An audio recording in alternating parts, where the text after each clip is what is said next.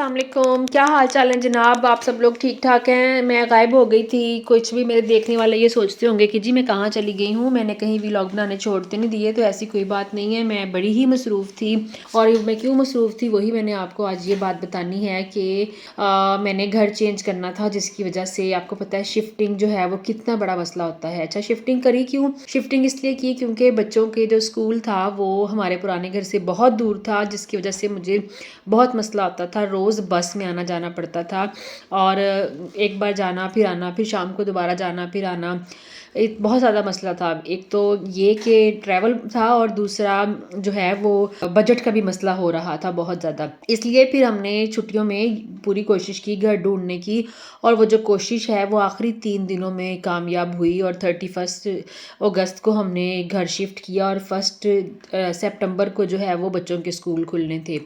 तो 4-5 दिन पहले हमें घर फाइनल हुआ था। बस फिर आप समझ सकते हैं कि कितना मैस बनता है जब हमने घर चेंज करना होता है और इस तरह चीज़ें।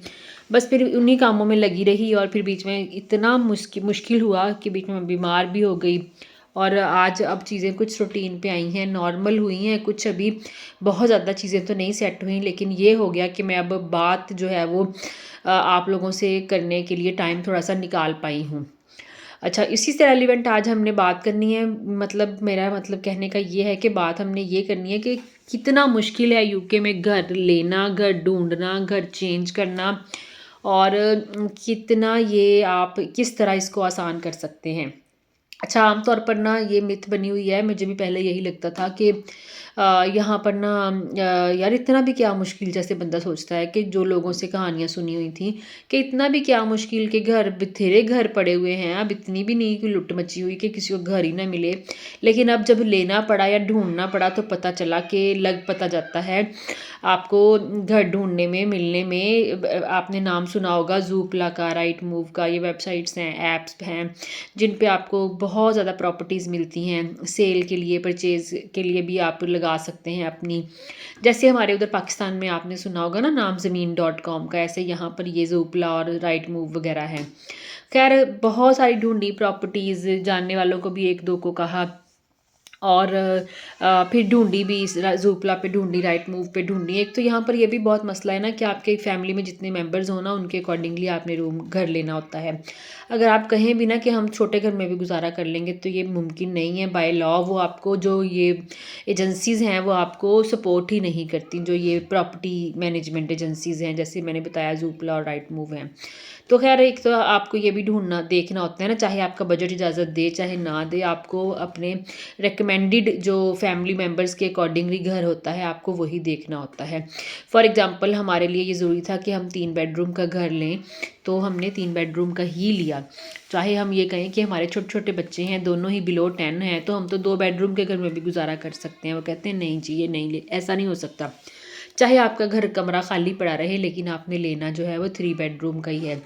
खैर, बंदा सोचता है पता नहीं घर ढूंढना ही मसला है, फिर बंदा कहता है कि ये इसमें क्या है, वेबसाइट्स पे बहुत पड़े हैं, आप घर ढूंढ लेते हैं।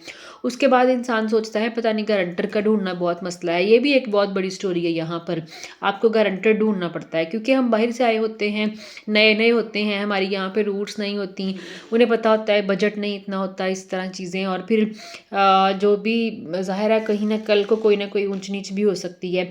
इसलिए कहीं पे भी आप घर लें, चाहे आप प्राइवेट लें लैंडलॉर्ड से या आप किसी कंपनी के थ्रू लें, आपको गारंटर ज़रूर ढूंढ के देना पड़ता है।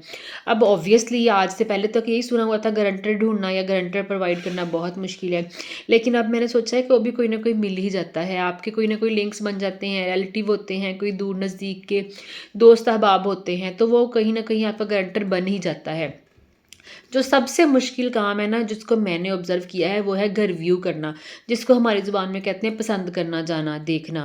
तो जी मैंने फ़ोन किया और मुझे व्यू, इसे यहाँ पे एक टर्म ये बोलते हैं व्यूइंग, व्यू करने की या व्यूइंग की जो मुझे डेट या टाइम मिला, लिस्ट में मेरा नंबर मिला, वो था 75।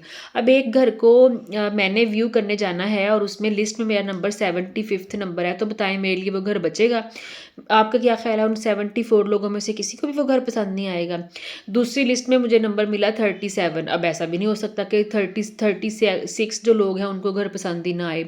तो इसी तरह 100 तक भी चली जाती है बात। अब बताएं कि आपकी बारी आएगी, 6 महीने आप चाहे लगे रहें, वो तो आपको पहला दूसरा नंबर मिल जाए या मैक्सिमम पाँचवें छठा नंबर मिल जाए तो शायद आपको घर मिल जाए। खैर ये स्टोरी मैंने आपको बतानी थी कि ना तो घर ढूंढना मुश्किल है, ना करंट ढूंढना मुश्किल है, घर को आपका व्यू का नंबर आना मुश्किल है। अगर आपको व्यूइंग का नंबर आ गया है तो फिर यहाँ पर चॉइस की या पसंद करने का तो मसला ही नहीं है ना कोई, क्योंकि आपके पास इतनी ऑप्शन ही नहीं है कि आप जाएं और फिर आप कह दें जी वहाँ पे फलाना फलाना मसला है। आप तो शुक्र अदा करते हैं कि अल्लाह का शुक्र है व्यू के लिए मेरा नंबर आया और मुझे घर मिल जाएगा, फ़ौरन उनको एडवांस पेमेंट करें और घर अपने नाम करवाएं। अपने नाम से मतलब करवाने का मतलब है अपने लिए बुक करवा लें ताकि आपको जो है वो घर मिल जाए। अगर आप कहें आधे घंटे का, 2 घंटे का, 4 घंटे का या 1 दिन का टाइम ले लेंगे तो आपके बाद वाला उसको पसंद कर जाएगा और फिर आपके पास ऑप्शन नहीं होगी। इसलिए मैंने तो यही सीखा है कि आपकी जो बेस्ट ऑप्शन होती है या बेस्ट अप्रोच ये होती है वो ये होती है कि अगर आपने कंपनी के थ्रू लेना है तो फ़ौरन उसे फाइनल करें या फिर प्राइवेट लैंडलॉर्ड से घर लें, जो कि ज़्यादा अच्छी ऑप्शन है। होपफुली आपको आज का वीलॉग पसंद आया होगा। बेशक मैंने बनाया जल्दी जल्दी में है और बहुत टू द पॉइंट बात की है, लेकिन फिर भी उम्मीद करती हूँ आपको पसंद आया होगा। और मेरे चैनल को प्लीज़ लाइक करें, सब्सक्राइब करें, शेयर करें, क्योंकि मुझे आपके साथ की बहुत ज़्यादा ज़रूरत है, क्योंकि मेरी जर्नी अभी नहीं है। मिलते हैं अगले व्लॉग में। Tata bye bye.